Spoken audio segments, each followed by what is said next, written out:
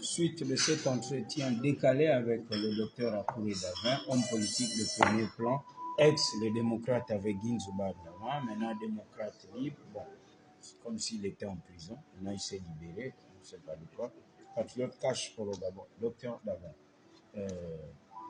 Est-ce que je peux avoir mon téléphone? Si j'appelle le président Zouba Davin, tu le prends au téléphone? Bien sûr. Tu peux l'appeler? Bien sûr, je peux l'appeler. On va voir.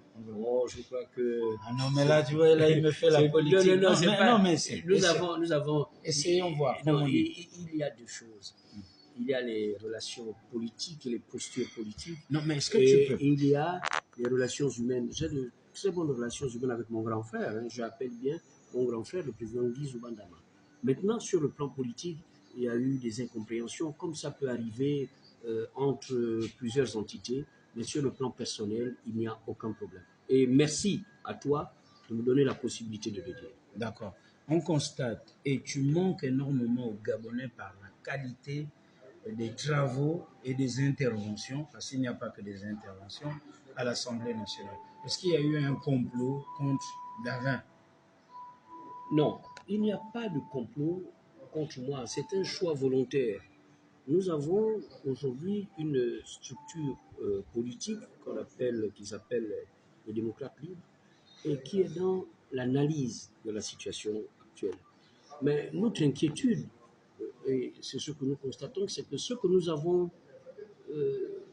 reproché, si je peux m'exprimer ici, à l'ancien régime, est en train de revenir sous une autre forme. En parlant de dialogue, ce n'est pas aux organisateurs de décider de qui vient représenter telle ou telle structure, c'est aux structures de désigner leurs représentants. Ça, on a compris. Alors, la deuxième chose, c'est le format. Oui. Jusqu'à présent, on ne sait pas quel sera le mode de décision. Un exemple, si nous devons choisir entre un système parlementaire et un système présidentialiste, quels vont être les critères de choix? Sur quoi allons nous appuyer pour choisir telle ou telle proposition? Alors, j'aurai l'occasion, parce que TikTok c'est quelques minutes, de te retrouver, on va échanger à bâton rompu.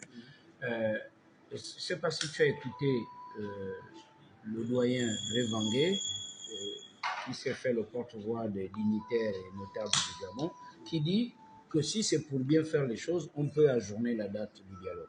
Est-ce que tu es de son avis? Oui, je crois, si c'est nécessaire, si les organisateurs pensent qu'ils ne sont pas prêts aujourd'hui, ou s'il y a trop de quoi, ou s'il y a trop de quoi, ou s'il y a des incompréhensions, pourquoi pas? L'essentiel, c'est que nous puissions organiser ce dialogue.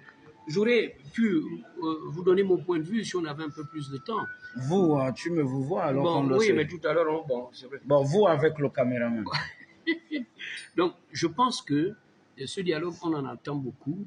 Et il faut prendre le temps de bien faire les choses. Donc, je partage le point de vue de M. Remangué, non seulement sur cet aspect, mais sur toute la déclaration que nos anciens ont faite.